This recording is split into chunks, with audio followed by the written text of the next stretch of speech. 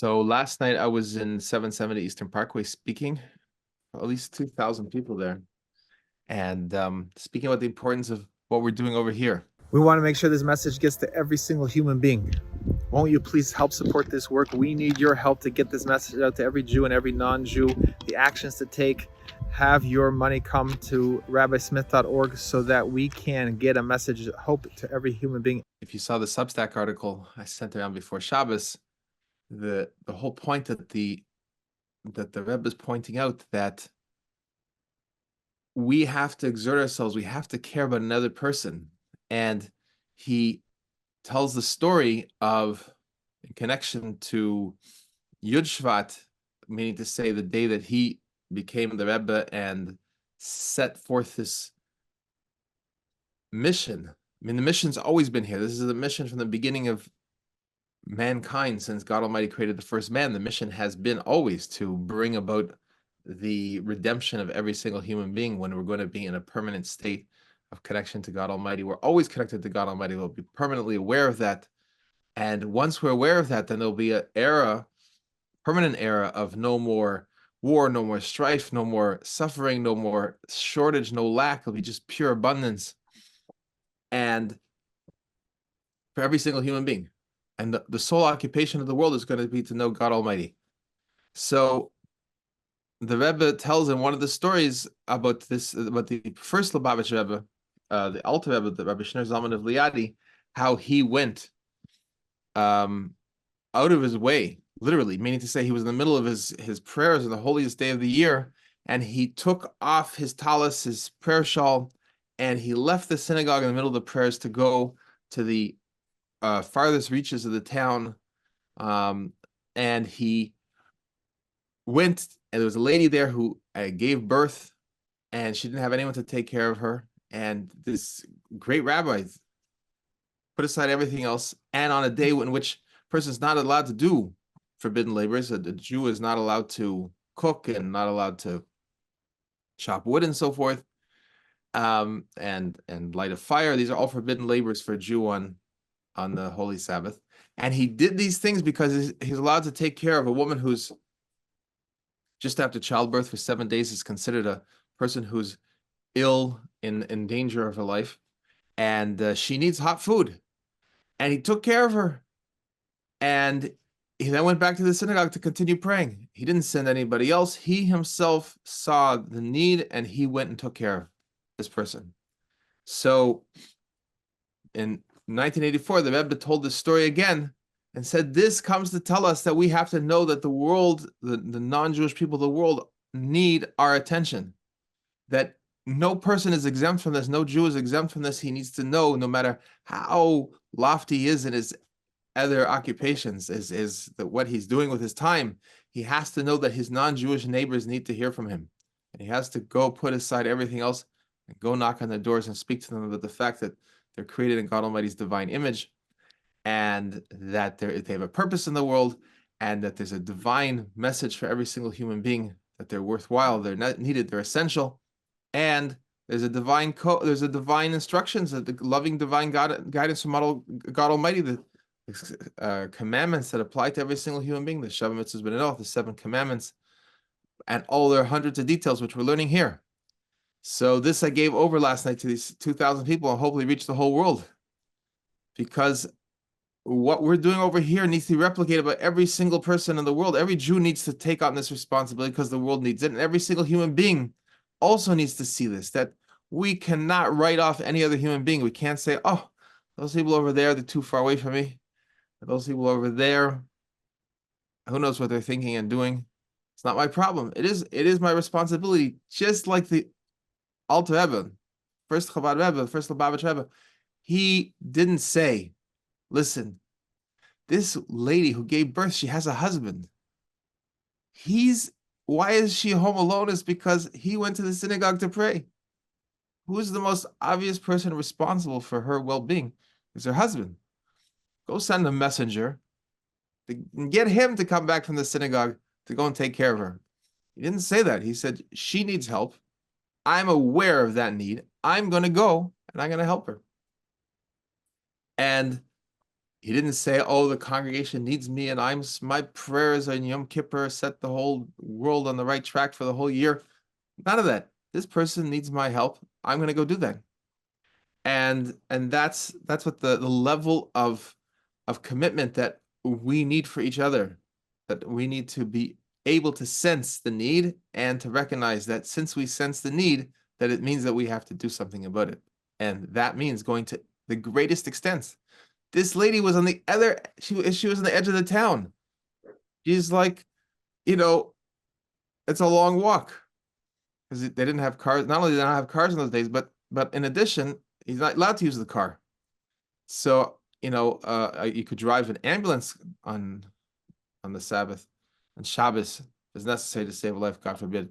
But I guess he figured that another whatever amount of time it would take for him to walk there was not a matter of life and death. The time wasn't the issue within the context of him actually being on the way. So that wasn't, he didn't need to get a horse to go. Doesn't describe in the story that he got on a horse, because that was not, every second wasn't counting. But he had to get there promptly. So this is what we need to put in that effort. And once we speak to one neighbor, next neighbor, then all the neighbors are going to speak to each other and continue the process so that we reach every single one of the 8 billion human beings.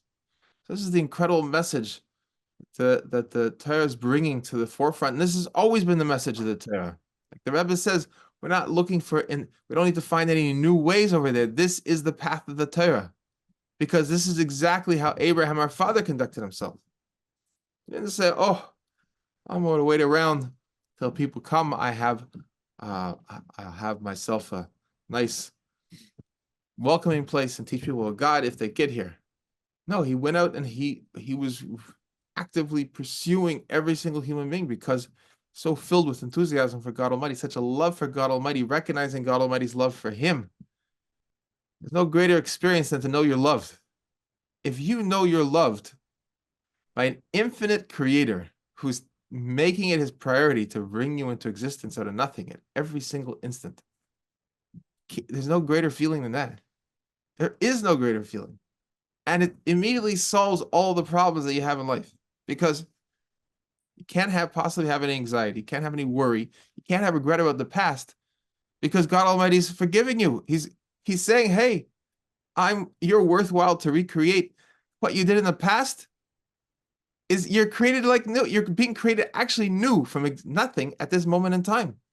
So that you don't have any regrets, no remorse, morbid self-reflection. All those things are out the window.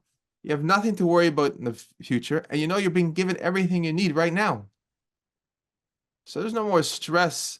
Doesn't matter what people are going to say to you. None of these things affect you anymore.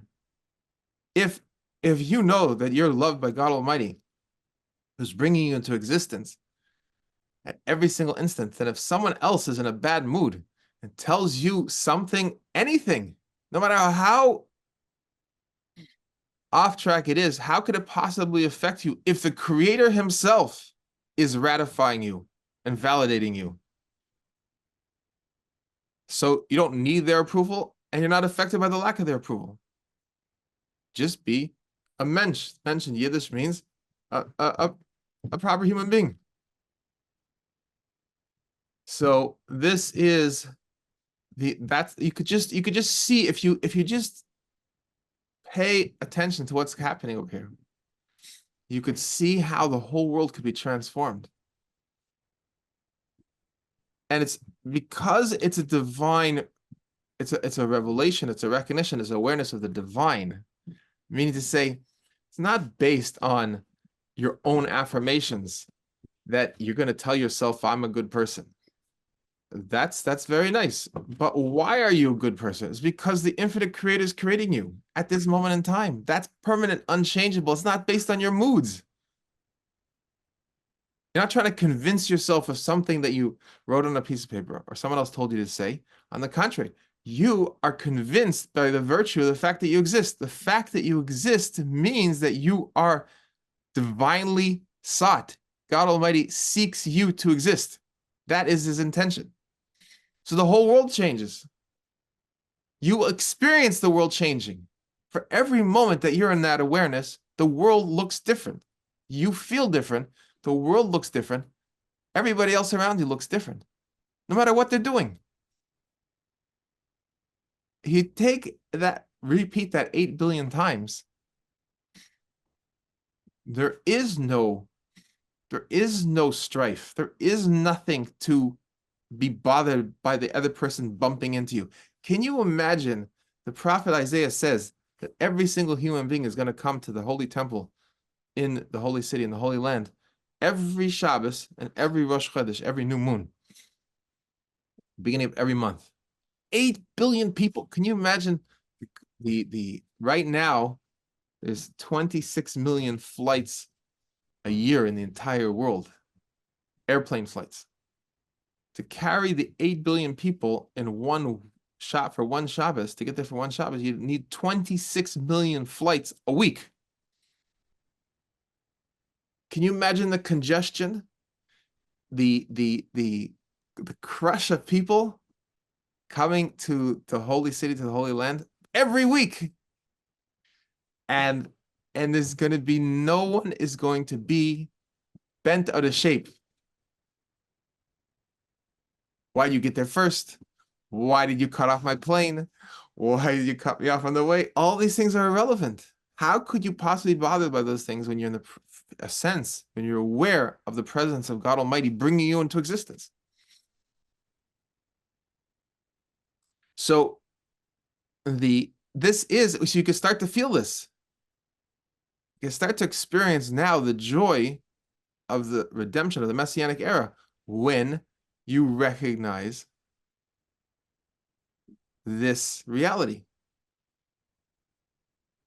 So there's nothing separating us between now and then.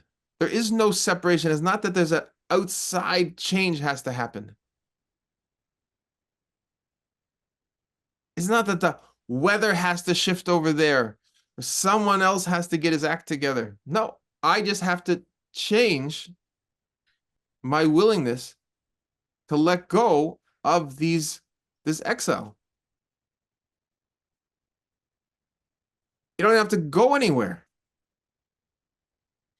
You don't have to, you just realize that the reality that there's nothing besides God Almighty. And He is personally, so to speak, He is intentionally choosing you to be created every single instant.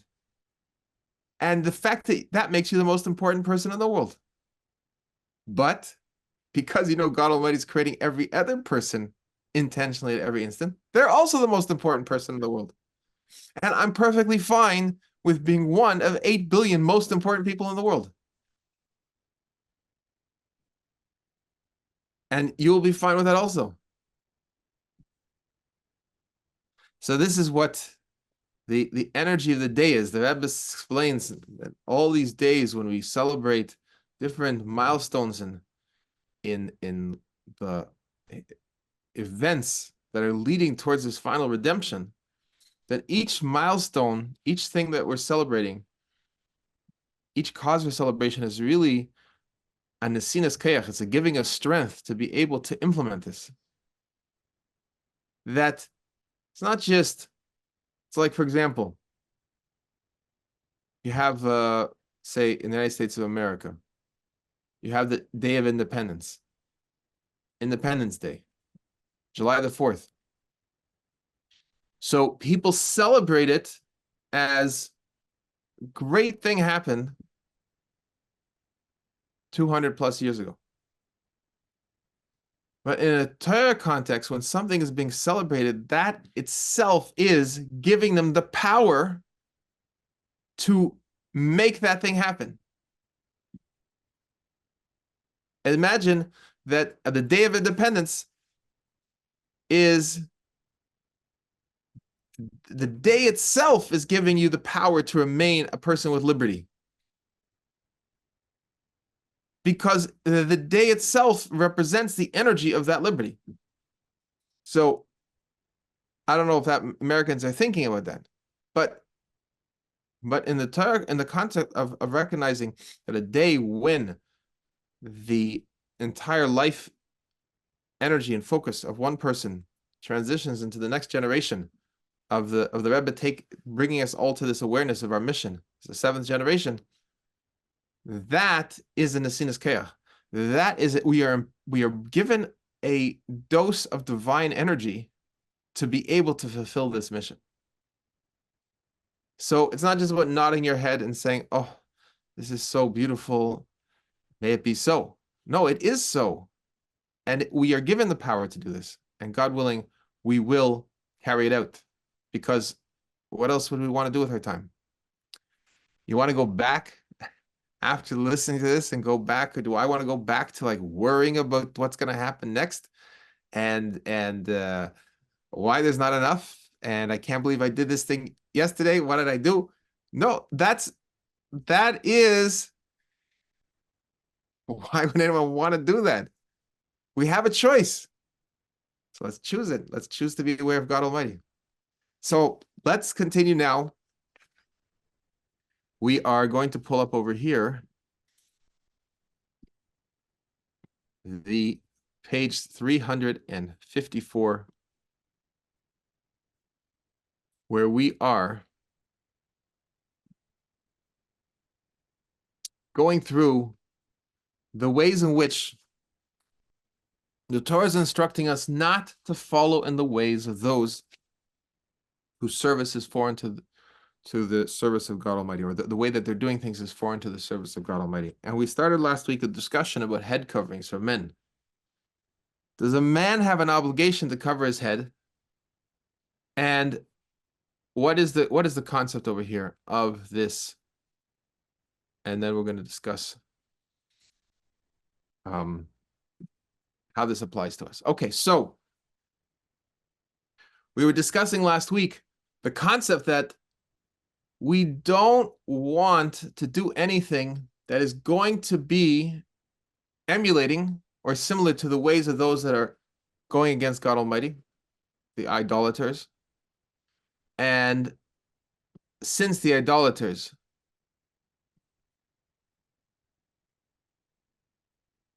when they go into their gatherings, they take off, it became prevalent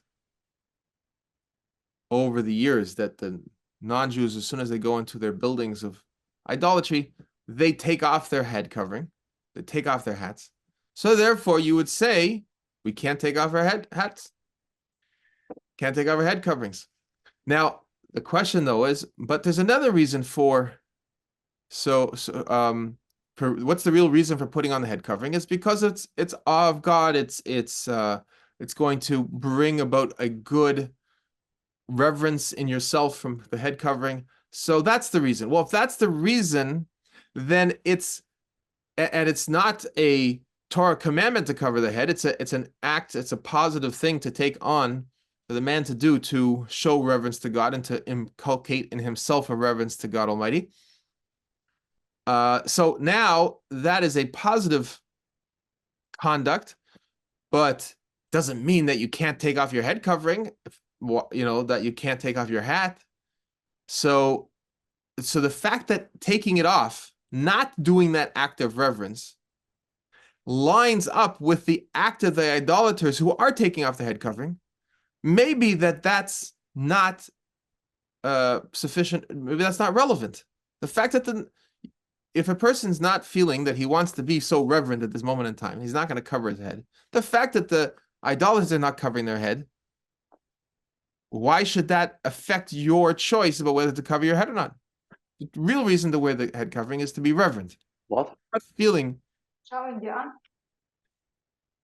You're not feeling so reverent at this moment in time. You're not doing anything wrong, but you're just not going to cover your head.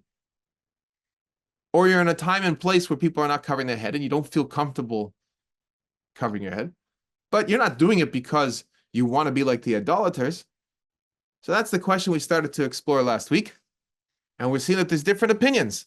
Some opinions of the Torah sages would be, you're not doing it because you want to emulate the idolaters. So if you're not going to wear your head covering, it's a good idea too. But the question is here, we don't just base our understanding of what the Torah wants us to do based on it has to be this way if there's room for different ways to approach a situation. If there's a clear Torah commandment that you must do this or cannot do this, then that is our guiding standard.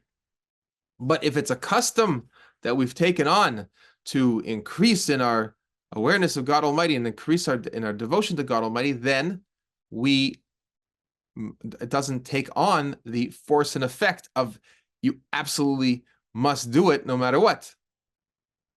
So that's what some opinions would be. And other opinions are, no, it does emulate, since it emulates the non-Jews, even though walking around with without a head covering is not necessarily it's not a terrible thing to walk around with a head covering, but since the non-Jewish idolaters now walk around without a head covering intentionally as part of their reverence for their idolatry, therefore we must not take off our head covering. Okay, so that's what we got up to. And then we're here in chapter 18, and we see the following story. This is on page 354. Shin Dalet. And it brought a story from the great Torah sage, the righteous man, the head of the rabbinical court of blessed memory. He was required, it was necessary for him to take an oath before the judges in a matter of testimony.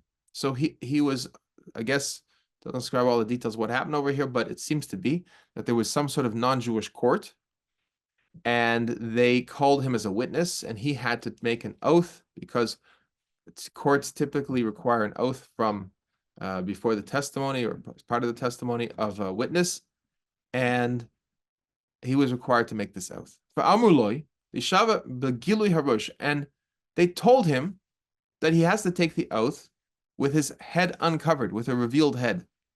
So this righteous sage is wearing his head covering, wears a yarmulke, and they told him he has to take it off, because that's the standard of the court, that you showing reverence for the way they understand God, they take off their head covering.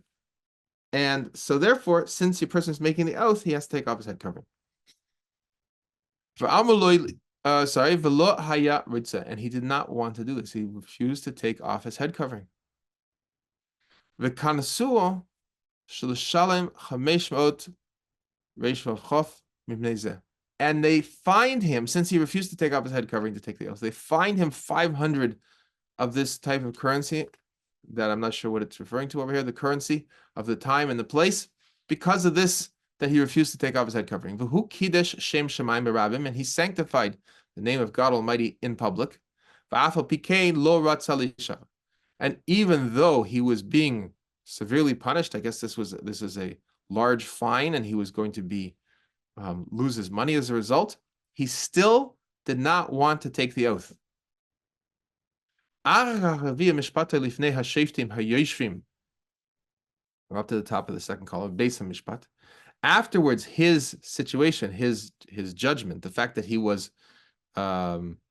he was ruled against and he was fined, that was brought, I guess, to a higher court, the judges that sit literally in the house of the courts, in the courthouses. So he must have appealed it. They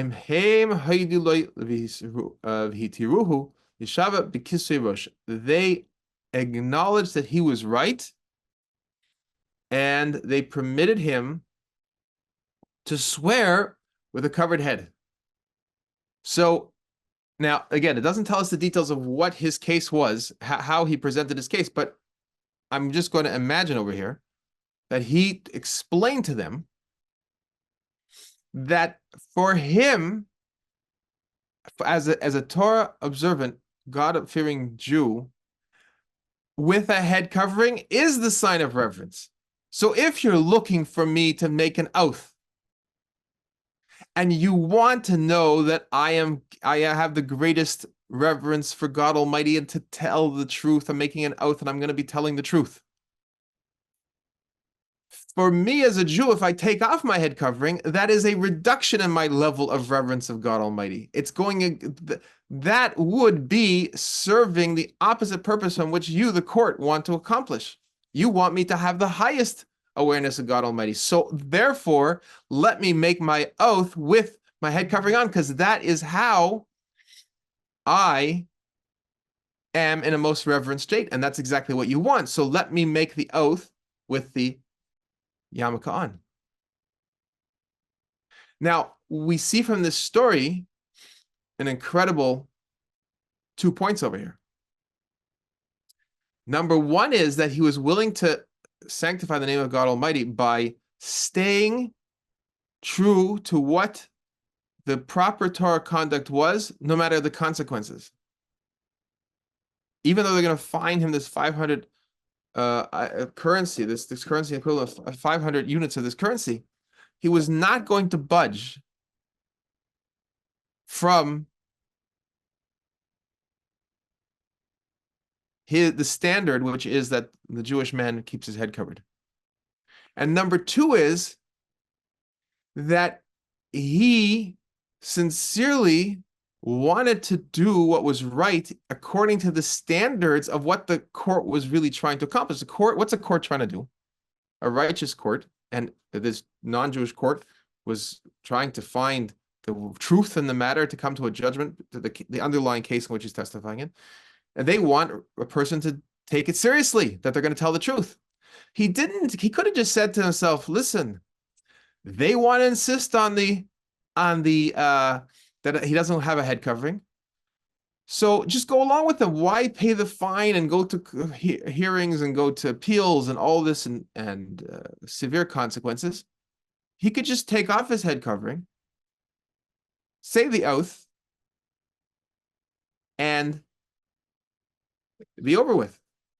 No, because he wants to honor the fact that this is a process that is seeking the greatest reverence possible. So he's saying to them, I cannot, if you telling me that the standard here is the greatest reverence possible, I take that seriously, and I insist that I must wear my head covering to get to the greatest reverence possible.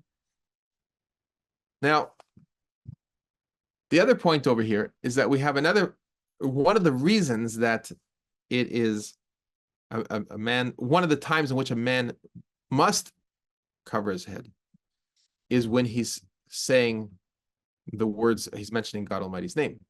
So that could be another thing. He's taking an oath and he's going to mention God Almighty's name.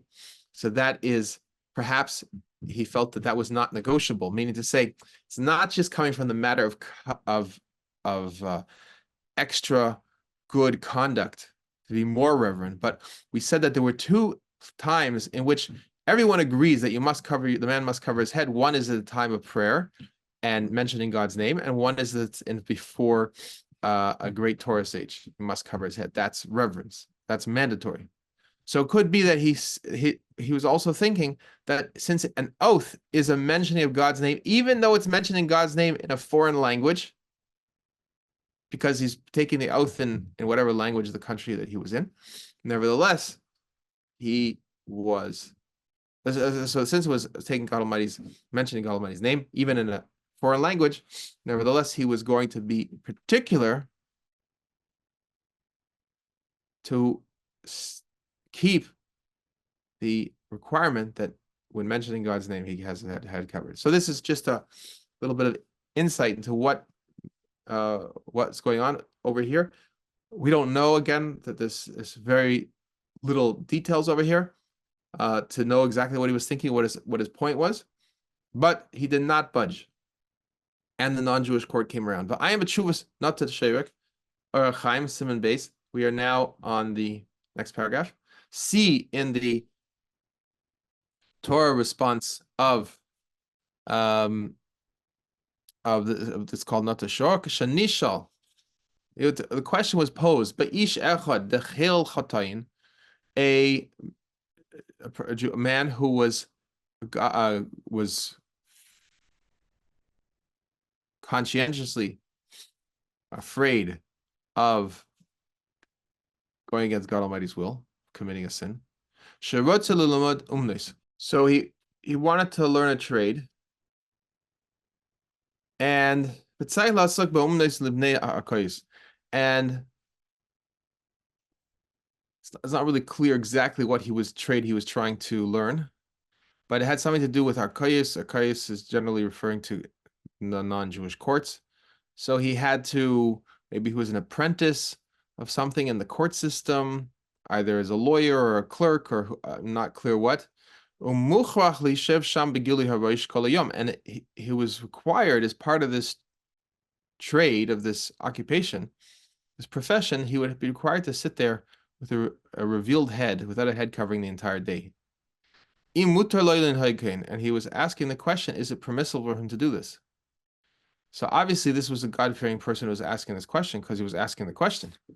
He came to a Torah sage to ask him, what is he allowed to do? And in this answer, he refers back to the answer of the Taz that we discussed previously, about that what is exactly the nature of this requirement to cover the head? Is it an actual requirement, a Torah requirement, or is it something that is a positive enhancement of our service of God Almighty, but not absolutely required? So that's what that answer was. He said that it's he refers to the Taz, which is not a Torah requirement. Okay, so he quotes too that it says over here that we're just reading. It says the sage is permitted to saper koimi mishum shalom malchus. The Torah sage is permitted to take a haircut called a koimi because of the peace of being in a peaceful relationships with the non-Jewish government. So it brings here an example in this portion of the Gemara. The Talmud is saying that these things are forbidden generally, like cutting a hairstyle in the way of this Roman hairstyle is forbidden, because it's one of the ways of the Amorites. These are non-Jewish practices that are forbidden by the Torah. But in this particular case, over here of Tulmus, Bar Ruvain, they permitted him to do this because he had close ties with the government. So in order for him to facilitate his interactions with the government, that having this style of haircut would give him a certain currency, so to speak, with the government, then it was permissible to take this haircut. And also the members of the household of Rabbi Gamliel, they were able to discuss matters of Greek wisdom, even though it's forbidden for a Jew to get involved in what are called chachmas chetzenius, external wisdoms of non-Jewish thinkers. But here, because of his ties with the government, this was going to facilitate his work with the government. So going back to Rabbi Steif over here, we see that here's an example that certain conduct that is emulating the ways of the non-Jews who are not serving God Almighty is permissible under certain limited circumstances. So imkein hu hadin b'hasaras kaiva shehu rak l'kavod v'shari. So therefore, this should be the same bottom line law when it comes to taking off your hat, which is only for a matter of honor. And so therefore it should be permissible. If that's how the non-Jews are conducting themselves, it should be okay to go along with that. And this commandment not to go in the ways of the ones whose way of conduct is foreign to the service of God Almighty is not relevant except in matters of doing commandments of God Almighty and the service of God Almighty. That you can't do the service of God Almighty like the idolaters and the people whose way of action are foreign to the service of God Almighty. You can't do your service of God Almighty, your genuine service, in the ways they do it. But that's what he wants to say. That's what he's saying, is that's what the commandment is referring to. It's not talking about customs that are like they're taking off their head of reverence, their hats out of reverence, and you're taking it of your hat to go along with them, but you're not doing it out of your service of God Almighty. So therefore, it's the prohibition doesn't apply over here. Therefore, this conforming your service of God Almighty, proper service of God Almighty, to emulate the ways of the idolaters, how they serve their gods. That's what the verse in the verse that says in the statutes, in the ways of the customs of the those whose ways are foreign to the service of God Almighty, don't go in their ways. That's what it's referring to. This is the way the Ramban explains the verse in the Torah. Don't do these foreign ways of service to your own God. But to walk with an uncovered head, which does not involving the doing of a commandment, this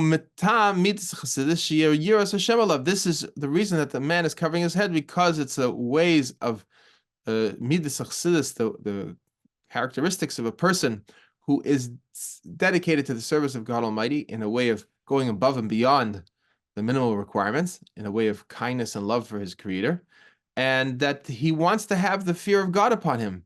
So that is why it's being done. So therefore, if he's going to take off his hat in order to be able to accomplish things in his daily life, that would be fine.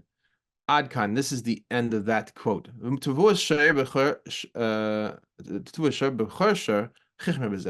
now we're going to go in the other direction. Someone who's stringent in this. Al Shir Hashirim B'Hagoyin HaKadosh Rav Naftali Hertz Sha'ar Zichron Levracha Av based in Contagious Mainz Kasav Tereches Megula. So he's now going to quote that from a great Torah sage who was the head of the courts of Mainz, that he writes very strong revealed repudiation, rebuke. He writes to those people, those men that are in our times that are being mezalzel, means to disgracing something. They're disgracing by walking constantly with revealed heads. We are disgraced by this improper conduct. That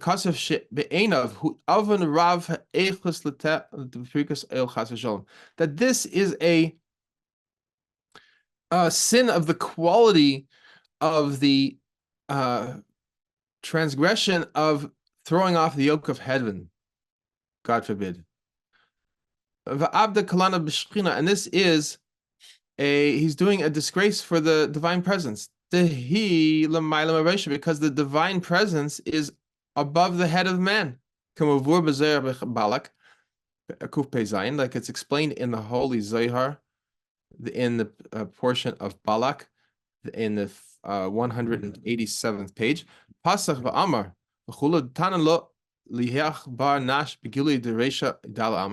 that the man, it says over there, that the man should not go 4 amos, which is about 6 feet, with his head uncovered.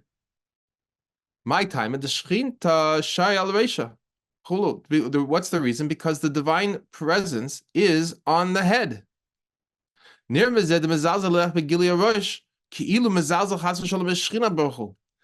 Therefore, it appears, it's evident that a person is disgracing by walking with a revealed head. It's like he's disgracing, he's trivializing. Mezalzel also means like trivializing. He's trivializing, God forbid, the divine presence, blessed be He. This is above his head. So the reason we're wearing the head covering is because the Zohar is telling us, the inner teachings of the Torah, that the divine presence is above our head. So therefore we should, in reverence to the presence of the divine presence, we should wear a head covering. But I am b'sefer Aruch HaShulchan, see in the codification of Jewish law in the Torah law in the Aruch HaShulchan, Siman Beis. Shemamakam hechach kamoy ba'arkayos Medina. If in the times of necessity, like for example, in the court system, then let me add this page over here. We're going to the next page, 355. And in the case of where you have to go to court, so for example, the Dina de Malchusa, this is the law of the land that everyone who goes to court has to take off their head covering. Ein lelech b'kisei rosh mutar. Sorry, Dina de Malchusa, ein lelech b'kisei rosh, that the law of the land is not to go with the head covering. Mutar, therefore it's permissible to take it off. Ach shelo b'mokom ha'hechach mi shereitze l'schus b'yiras Hashem yishmor es atzmei mezeh v'day l'mevin ad kol hashana. But in a place where it's not an absolute requirement to uncover the head, then he who wants to merit to the awe of God Almighty is going to guard himself in this, and it is enough for the understanding, and that is the end of the quote. So this brings to the conclusion the whole discussion of the head covering, and we see a couple incredible things over here. One is we walked you through the process of deciding what is the appropriate conduct in a particular time and place in regards to something that is a custom and not a direct requirement. Is the fact that this custom is something that is being reversed by the uncovering, the custom for the God-fearing person to cover his head, that is it being reversed, that the custom, that it's being opposed, so to speak, by the opposite trend to uncover the head, is that something you have to not go along with, and therefore strengthen your covering of the head? Are you permitted to uncover the head? What are the circumstances? And the bottom line he's saying over here is that you do have to cover the head. It's the appropriate thing. Obviously, everyone wants to be connected to the awe of God Almighty. And one of the things that we talked about at the beginning is we're preparing for the times of Mashiach. We're preparing for the redemption. So we don't want to keep going back to behaviors and practices that were done out of necessity because the world was not really, it was not or interested in, or was actually actively hostile to a Jew's conduct, a Torah observant Jew's conduct. So here we see that this Torah sage who didn't want to take the oath with a head covering, without a head covering, he insisted on taking the oath with a head covering. He had to go through a whole process of being vindicated. But you see the degree to which he was willing to not compromise. That's a positive example for us. And how much more so in our times, when basically it's recognized everywhere that people who wear their head covering do not have to take it off to come into a courthouse. So in the United States of America, for example, in every courthouse will allow a person to wear a yarmulke. Jewish man is allowed to wear a yarmulke because it's for religious purposes. The wearing of the yarmulke is for reverence of God, so therefore it's allowed. Now, so I'm speaking of myself. I'm sitting here in a hat, and under my hat I'm wearing a yarmulke on top of my head. So when I go into court, I take off my hat because the hat, this hat here, is not the actual head covering. There's underneath it, there's a yarmulke over here. So this I'll take off because this is also part of reverence. The hat is also part of reverence, but I'm still wearing the yarmulke. And every court is going to not make an issue. Now, if I sat in the courtroom with my hat on, I could make an argument that this hat is also part of my reverence of God Almighty, but it's not necessary because I'm still wearing the yarmulke. They're not challenging me to take off my yarmulke. So therefore, now that we see that the acceptance today in every place, pretty much, maybe you could talk about these exceptions, but if a person shows a sincere commitment that this is what he wears in order to show reverence for God Almighty, it's going to be permitted to wear that in court. And so there's no reason to On the contrary, there's no reason to do what everyone else is doing, which is taking off their head covering.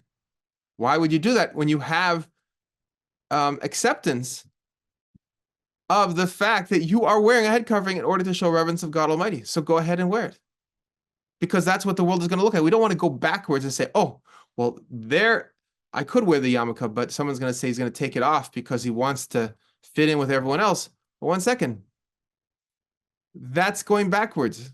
Here, where the world is moving forward, that there is an acceptance of Torah conduct, because the world recognizes that it enhances the service of God Almighty for every single human being. Yud Tes, paragraph 19. Kosev Habach B'tshuva, Simon Kuchov Zayin. The Bach, another great Torah sage, writes in one of his Torah writings, She'eisen h'negunim shemiyuchadim le'avodah zar asurim matam d'ksiv v'chuchoseihem lo yitalechu. That those songs and music that are unique for idolatry is forbidden for the reason that don't go in their ways. Don't go in the ways of those who's are foreign to this, their practices are foreign to the service of God Almighty. So we know that there's music that is written, that's hymnal music, it's music written for church services, it's music written for Eastern idolatries. All that kind of music should not be listened to. And there's classical composers, many of the German classical composers wrote music, Bach and so forth, that wrote music that was specifically written for religious purposes. All that music is not something that a person should be listening to, because it's going in the ways of those whose practices are foreign to the service of God Almighty. The same thing is with nursery songs. Babies sing songs that you sing to babies. You have to be very careful. There's a famous song, Mary Had a Little Lamb. Well, I don't know all the details of that, but apparently that is referring to the beliefs of Christianity. So that would be inappropriate to sing that song. And in fact, you'll see that in Torah observant households, all this music has no place. People do not listen to this music. And not only that, now that's because of this commandment. And then you could take it further and say, well, listen, I mean, in a Torah observant home, you wouldn't hear Mozart and Beethoven, because these were individuals who were not necessarily, or definitely not, on the right track. And so their music is filled with their spiritual state, even when it's not written for idolatry. And that's not even getting to the composers that were the deconstructionist, destructive composers, that they were committed to destroying religion and destroying belief in God Almighty. So obviously that's not music, it's not appropriate. So you have to be very careful what you're listening to and what you're allowing into your home. Now let's conclude in the 20th paragraph.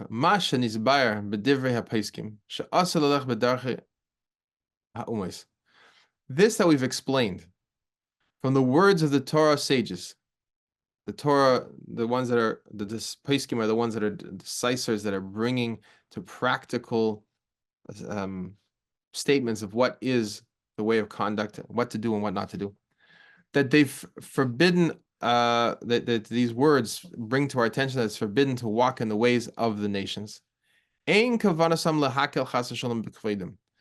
There is no intention, God forbid, to lessen the honor that we feel and show towards the non-Jews. Because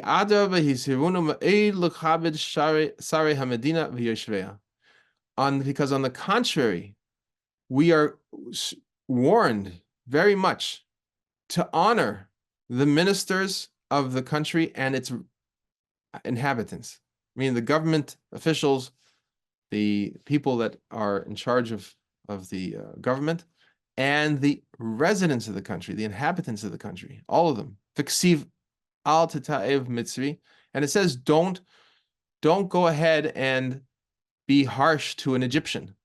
Torah tells us that you can't be harsh, you cannot mistreat an Egyptian. And this is something that's very important to understand, because the Egyptians were tremendously enslaved the children of Israel and tortured the children of Israel, murdered the children of Israel, and eliminated the children, God forbid. All these terrible things were done, and still you can't be mean to Egyptians. So this is how we have to conduct ourselves. And only because God Almighty, the Holy One, blessed be He, gave to the children of Israel 613 commandments. And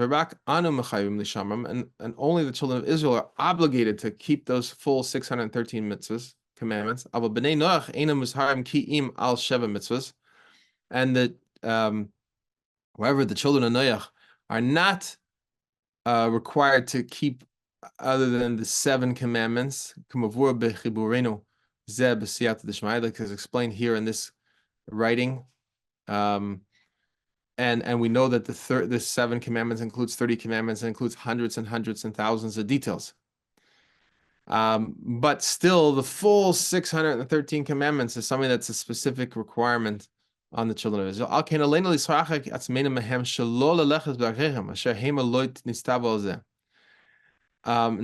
So therefore, it's upon us, because the children of Israel have the requirement to keep the full 613 commandments, we have to distance ourselves from them, that it should not go in their ways that they were not commanded in all the details. But nevertheless, it is not, God forbid, that the honor of the nations is light in our eyes, because we recognize the good that they do with us. And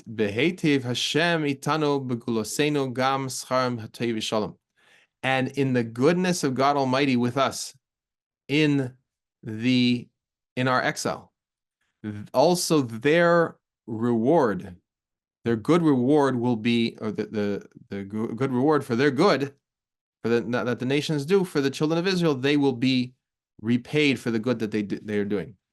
And he brings from the writings of the Divrei Chaim. So,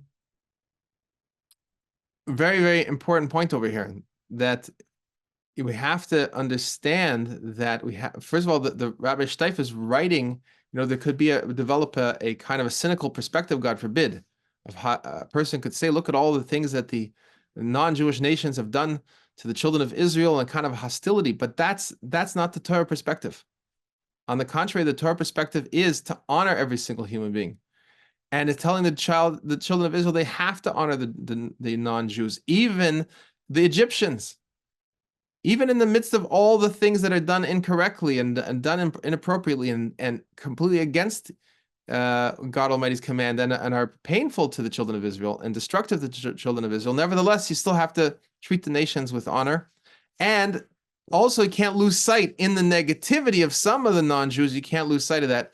You have to see the good, the benefit that the children of Israel are receiving, the goodness that is given to them by the non-Jewish nations, that we have the opportunity to dwell among in the times of exile, that is a kindness, and that is something that God Almighty is going to repay for the goodness and the kindness. So we see over here the attitude that the Rabbi Steif is urging is that we're not writing anybody off. We're seeing the positive in people. We're seeing that the necessity to honor every single human being, treat them with respect. And this that we're saying, we're not going to go in the ways of the non-Jews, is not in any way putting them down as human beings. Even though their conduct, we could have, sit and explain why perhaps their conduct in each case is not appropriate. So if they're doing something that in order to serve idolatry is not appropriate, but nevertheless, it doesn't take anything away from our respect for them as human beings. And so the point over here, now we can come back to the general question. So we just had we've gone on for weeks on this discussion, not to go in the ways of those whose practices are foreign to the service of God Almighty.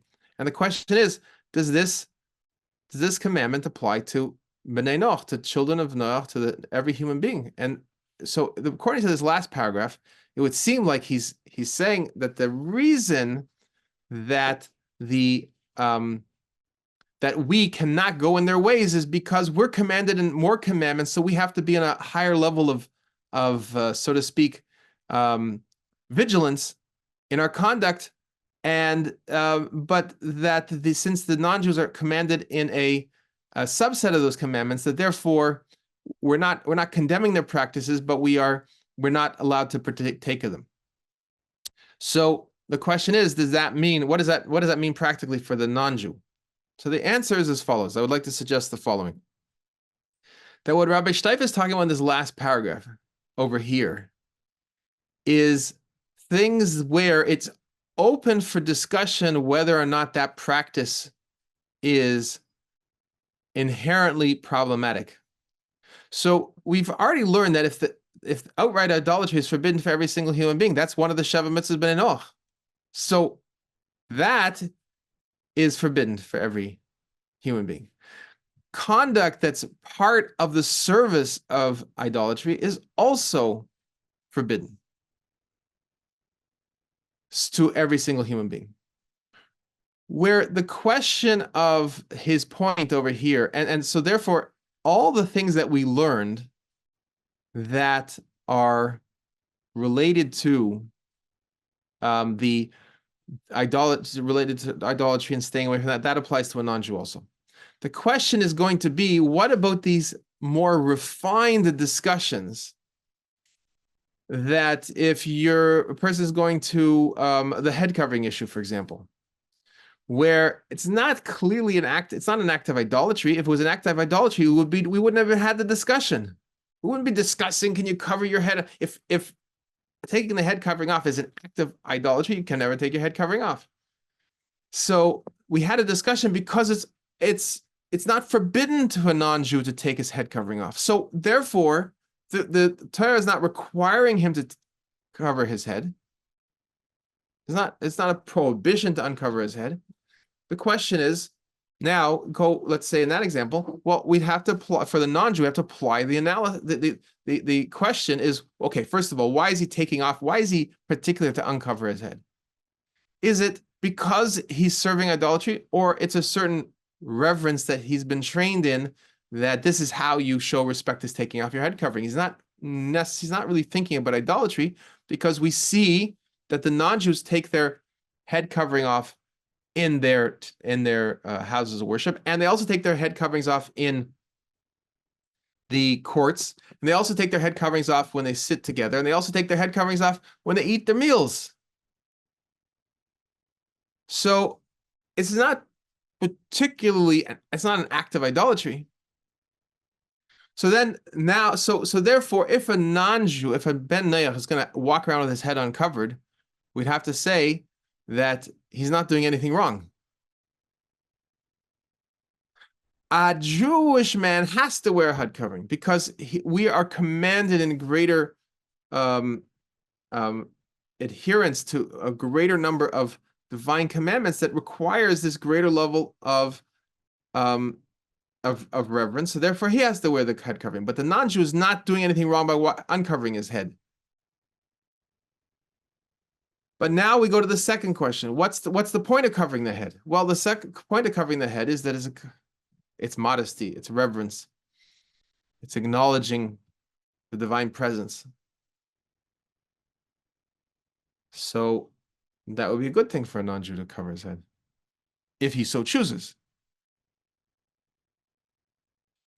But whichever way the non-Jew chooses, we still have to focus on the respect that we have for every single human being, because that is what the Torah teaches us. The Torah teaches us to have respect for every single human being, and that instruction to have respect, by the way, is obviously something that's proper for every human being to emulate.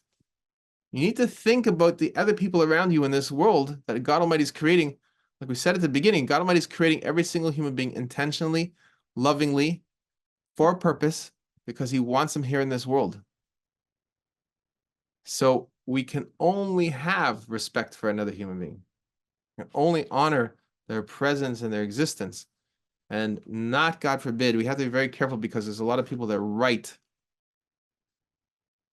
all kinds of nasty things against the people who think like this and like that. That's not the Torah perspective. Irrespective of whether what they're accusing them of is correct or not correct. But the denigrating, disrespectful way in which they refer to any human being is not how the Torah refers and wants us to look at every single human being. We need to see every single human being as who they really are, as created in God Almighty's divine image, to bring that to their attention. And when we look at them that way they really are, that will allow that human being the opportunity to see in your eyes the way you're looking at them in such a positive way.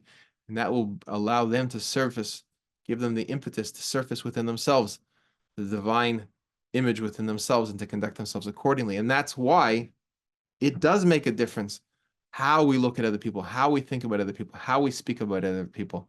If you're coming to what we're learning over here, you always hear that I talk about making sure that we are always leaving the door open and encouraging every human being to come back to God Almighty, to return to God Almighty, to return home to who they really are. So because that is what God Almighty wants us to do. He wants them to return to Him, and He wants us to see constantly and that they have the potential to return, constantly to encourage them. So we're going to stop over here, and we finished, after many, many weeks, we finished the 35th chapter, and we'll continue, God willing, next week with the 36th chapter. Okay. It's been beautiful. Thank you, Rabbi. Very welcome. It's been beautiful learning with you all this morning, and we'll continue. This week, Wednesday night, we have a prayer. Normally, we have the prayer learning on Wednesday nights at 8 o'clock Eastern. We will not be having that learning this week. And Thursday night, we have generally the leaders learning at 8 o'clock. We'll not be having that this week. And Sunday morning, next week, we will not be getting together because I will also be unavailable during. So there'll be no learning together. I never like to say that there's going to be no learning, because you should be learning that applies to every human being every day. So it should always be learning going on, but I will not be here to learn with you. It's coming Wednesday night, Thursday, and Sunday morning. We will continue the following week, Wednesday night, with the prayer, learning from the Siddur, okay? Let's see over here. We have a comment, question, chat. Oh, will I be sharing something about Tu B'Shvat and non-Jews? I don't know. Thank you for reminding me. I haven't yet got that. That's already Thursday, Tu B'Shvat. Good for you. I'm still thinking about Yud Shevat and Yud Aleph Shvat. But we'll see. I don't know. I have family commitments for this coming week. It's also, thank God, my wedding anniversary, 25th wedding anniversary. And so I don't know I'll be able to get something out this week, but you're welcome to articulate something. Mazel tov, and God willing, we'll celebrate happy occasions together. The main one being coming of Mashiach now. Thank you all for being here. God bless you all.